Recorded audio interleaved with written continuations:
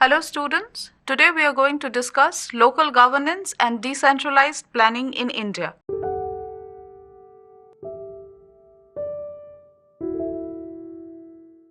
The objective of the study is to enable the students to understand the meaning of decentralization, the origin and significance of decentralization in India, the impact of decentralization in India, the problems of decentralization.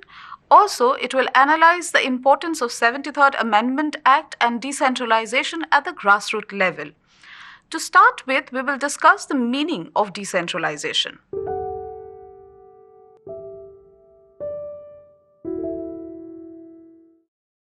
Decentralization as a process can be understood whereby administrative authority, public resources, financial resources are transferred from central to local governance level in the form of community-based organizations, third-party, non-governmental organizations, or private sectors.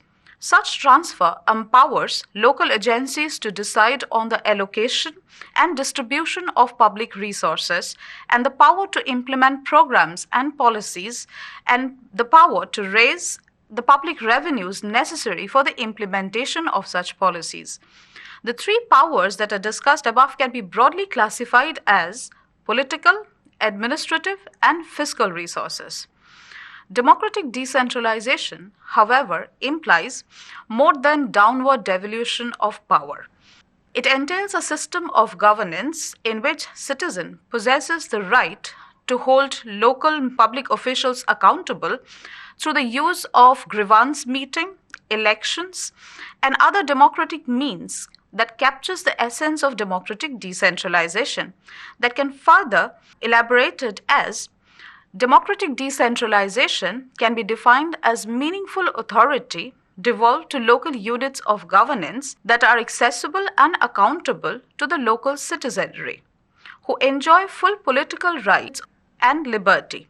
It thus differs from the vast majority of earlier efforts at decentralization in developing countries or areas, which goes back to the 1950s and which are largely initiatives in public administration without any serious democratic component. A defining feature of any democratic system is that decision makers are under the effective control of the people that they are supposed to govern. The accomplishment of such a system is quite complicated. Nevertheless, a number of features that have been discussed by various academicians across, the discipline can be identified. For example, Elton Mayo comes up with certain definitions and elaborations of the features of a democratic devolution system. First is popular control of policymakers, both by regular elections and by the pressure of social interest groups. The institutionalization of adult citizens in voting, for example, the idea of one person, one vote, political freedom in the eyes of the state, political decision made on the basis of majority rule. Apart from these features, strengthening democratic norms require devolution of power that leads to localization, ensuring greater participation of people in dealing with local issues, spot management of conflict, and better assessment of the various issues pertaining to a local area. Panchayati Raj in India, concerned with devolution, in which the 73rd Amendment Act confers constitutional status to a third stratum that exists within the government structure at district, sub-district, and village levels.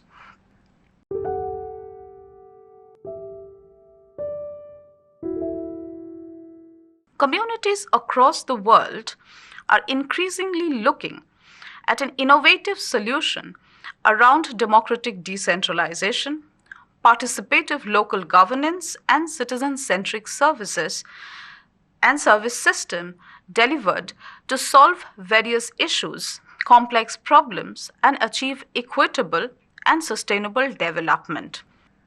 This can be considered as a stepping stone to trace the significance of democratic decentralization in India. In the words of Mahatma Gandhi, these themes constitute the best way for people to gain control over their own life, destiny, and to lead themselves to Swaraj, which means self rule. The new wave of decentralization has emerged in the 90s globally, characterized by local democracy with focus on devolution of power and resources to elected local bodies enjoying relative autonomy. Secondly, local governance based on participation of marginalized and downtrodden people, transparency, and downward accountability. Thirdly, local economic development focusing on pro-poor decentralized delivery system on the basis of social services. Fourth, administrative reforms for efficient and cost-effective civil services to support decentralization. India has a long history of local governance, something that dates back to pre-British period. And such self-governing republics were at the heart and soul of British India also. In fact, the process of decentralization in India can be traced to the Vedic period through the period of Puranas and the various dynasties such as the Pathans, the Mughals, the Sikh, and the Marathas. They all kind of focused on democratic decentralization to deal with local issues.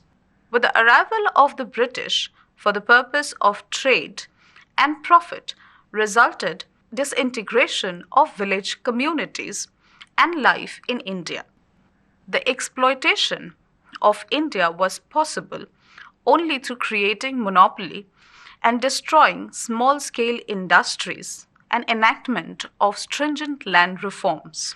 It was only realized by the Britishers later that some form of local governance at the local level was necessary to deal with various issues pertaining to the local communities and village life in India. For example, challenges such as waste management, epidemics, natural disasters, that was very common during that point of time. Therefore, local government institutions in the pattern of the British model, such as the Madras Corporation, the Calcutta Corporation, etc., were established. But their functioning and ideology were quite different from that of the panchayats. The national movement and the leadership of Mahatma Gandhi gave a new fillip, a new life to the indigenous local institutions and governmental system. The need of the panchayat system for participatory governance is traced as far as back to the recommendation of the Balwant Rai Mehta Committee in 1957. The committee recommended a three-tier panchayat system at district, block, and village levels. The National Development Council approved the recommendations of the Mehta Committee in January 1958 and suggested that each state should implement this as best suited their own particular condition. The 73rd Constitutional Amendment Act in 1992 is said to have formalized such an institutions by giving Panchayati Raj institutions the constitutional status and provisions to constitute three-tier Panchayati system in each state. Subsequently, the G.V.K. Rao Committee was appointed by the Planning Commission to once again look at the various aspects of Panchayati Raj institutions and their functioning in India. The committee was of the opinion that a total view of rural development must be taken into account, in which the Panchayati Raj institutions must play a central role in handling people's problem, making them more accountable to their surroundings, need to take more responsive steps in order to deal with current situations. Therefore, It recommended that the Panchayati Raj institutions have to be activated and provided with all the required support to become effective organizations. The Panchayati Raj institutions at district level and below should be assigned the work of planning, implementation, and monitoring of rural development programs. And the Block Development Office should be the spinal cord of the rural development process. The LM Sanghvi Committee in 1986 started to study the Panchayati Raj institutions across India. The Gram Sabha was considered as the base of a decentralized democracy, and Panchayati Raj institutions viewed as institutions of self-governance, which would actually formalize and facilitate the participation of the people in the process of planning and development. In 1993, therefore, the Government of India passed a series of constitutional reforms designed to democratize and empower local bodies like the Panchayat. The 73rd Amendment to the Constitution formally recognized third tier of government at the sub-state level, thereby creating legal conditions for local self-rule or Panchayati Raj. The process of decentralization has been highly variable, ranging from ambiguous attempts at Gram Swaraj or village self-rule in Madhya Pradesh to political recentralization in places like Karnataka. Early experience have also revealed considerable uncertainty and confusion about the precise political, administrative, and fiscal powers panchayats have in relation to the states, line ministries, and local user groups. This, in part, reflects the fact that 73rd Constitutional Amendment Act gave the state governments considerable autonomy to interpret and implement constitutional reforms.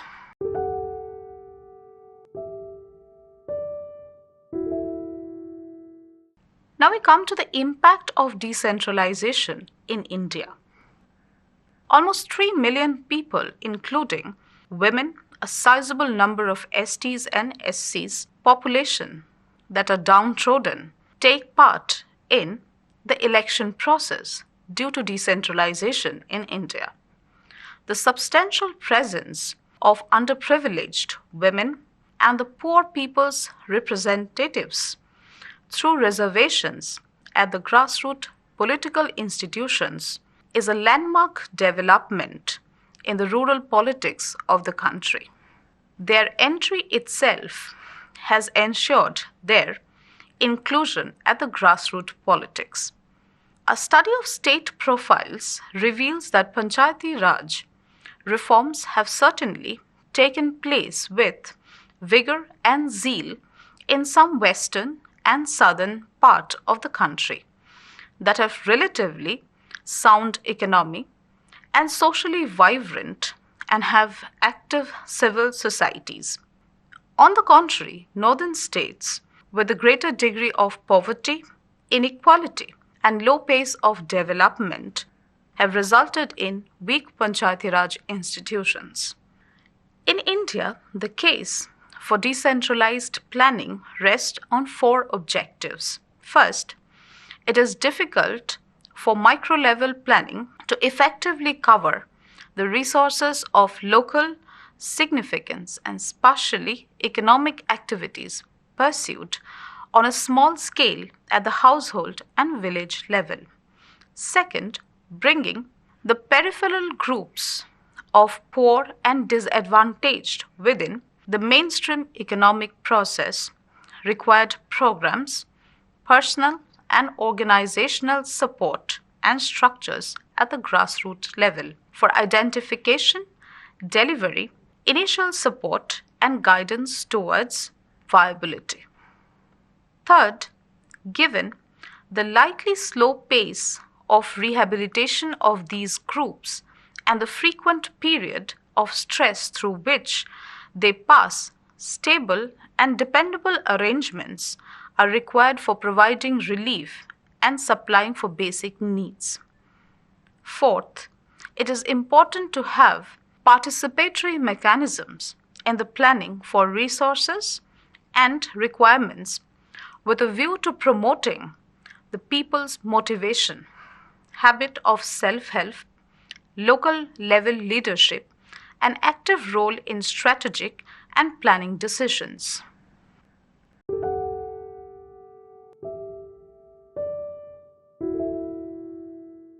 Now let us come to the entire issue of debating decentralization, how far it has been successful in empowering people and integrating them to the mainstream political process. For the last few decades, decentralized planning in India has continued issues of underdevelopment, growing regional disparities, and the widening gap between the haves and the have-nots. So, the existing pattern of planning have provided a space for debate as well as discussion amongst the academicians, scholars, policymakers, and practitioners, which has also increased the importance of decentralized planning. The current pace of development, the flow of resources from the national to the local governments also helps to enhance the visibility of local governments in the implementation of development programs, which further created a strong case to promote decentralized planning. Decentralization through the involvement of local level representative institutions for the formulation of plans for economic development as well as their implementation is being advocated in the interest of efficient utilization of resources and for ensuring more equitable sharing of benefits of development.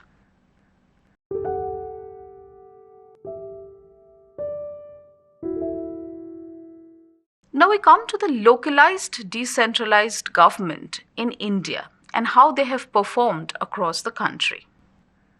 Scholars and researchers agrees that local self-governance is one of the essentials to establish democracy at local, state, and union level. That makes government very near to people who can participate in the governance of their own areas, their localities, and solve their own problems. Several attempts were made in the 1950s, 60s, and 70s to operationalize district planning across the country. Although in some state models, district plans were formulated, they, however, could not be operationalized due to the non-existence of people's institutions. The 73rd and 74th Amendment Act to the Constitution of India have enabled the marginalized and the oppressed to move into power structures in grassroots governance. These two amendments have the potential to transform and alter the nature, governance, and social dynamics of India. Nonetheless, weak local institutions and non-existence of local government in some parts of India presents a very interesting problem. It means that decentralized planning could not become an integral or inherent part of the national planning process.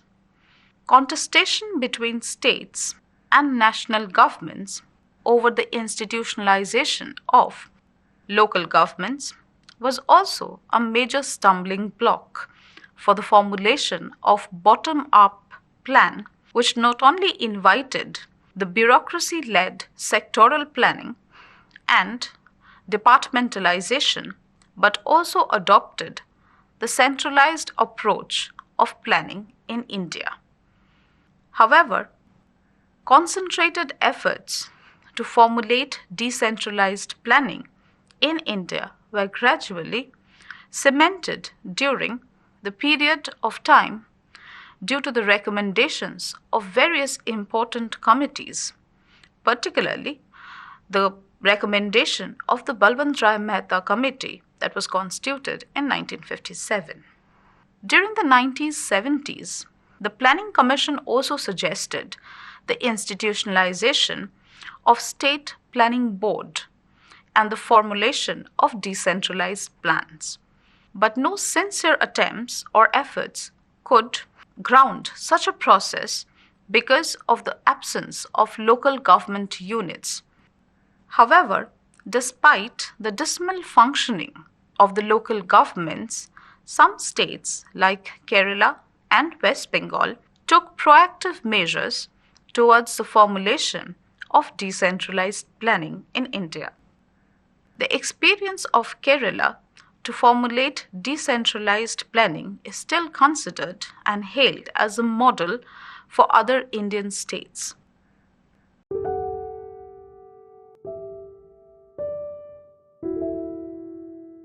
Now we come to the importance of the 73rd Constitutional Amendment Act. The enactment of the 73rd Constitutional Amendment Act of 1992 was a landmark in the history of democratic decentralization in India. The Act provided ample scope to the local governments for developing and implementing local plans. Article 243G under this Act visualizes the role of the local governments for the participation and implementation of plans for economic development and social justice. The Gram Sabhas have been vested with the power to formulate plans, identify resources for implementation of such plans, select beneficiaries for the poverty alleviation programs and social security programs. Schedule 11 of the 73rd Constitutional Amendment Act listed 29 subjects by way of elaboration of Article 243G of the 73rd Constitutional Amendment Act, which deals with the devolution of powers and responsibilities which may be entrusted to the panchayats. Devolution of funds and functionaries has been given priority, and provisions for the constitution of State Finance Commission, which was suggested as per the provisions of the 73rd Constitutional Amendment Act. Further, Article 243ZD of the 74th Amendment Act spelled out the formulation of district planning commissions. Despite all these provisions, the local governments in India continue to suffer from inherent weaknesses, which dilutes the fundamental objectives of democratic decentralization.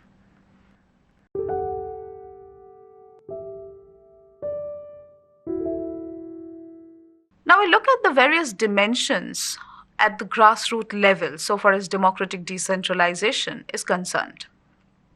After independence, several large-scale projects taken up by the Indian government to modernize the country.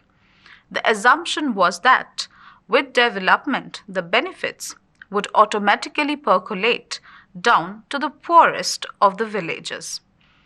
However, barring few, the performance of various decentralized institutions across the country was dismal. Despite periodic reiterations of institutions and the setting up of formal structures.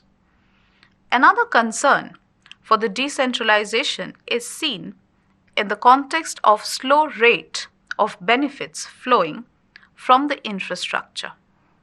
Insufficient percolation of benefits to the poor and the socially disadvantaged section, despite the proliferation of several development projects and programs in the recent period, has been a cause of concern. Urban decentralization has received far less attention in the country, which needs to be concentrated. There are also other concerns about urban local self-government reflected by various scholars, such as the lack of perception, positive attitude, sincerity, and devolution to municipal functionalities, as most of the elected members to municipal committees are not aware of the art and science of city development. Lack of expertise and dedication at the municipal bureaucracy, as the success of personal administration depends upon the quality of its constituents. Attitude of municipal committees towards citizens also needs to change. Multi-level planning is one of the major concerns which needs to improve.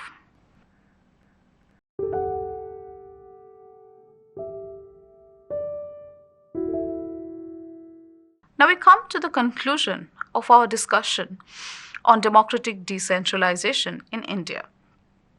The Indian experience of local self-governance and decentralized planning shows several milestones have been achieved through several amendments, including the 73rd and 74th Amendment Act. There are many provisions like regularity of direct elections, reservations of the marginalized groups, functions, etc., that has become a reality. The 33% reservation of women has been achieved in almost all states. Few states have gone ahead and implemented 50% reservation for women at the local level. However, the local self-government structures still have to achieve much more in terms of getting rid of the problems it faces, including financial crunch, devolution of power, management, and sincerity. The time has come to review the experience of local self-government with a view to enhance the system. With this, we come to this end of the discussion on democratic decentralization in India. Thank you.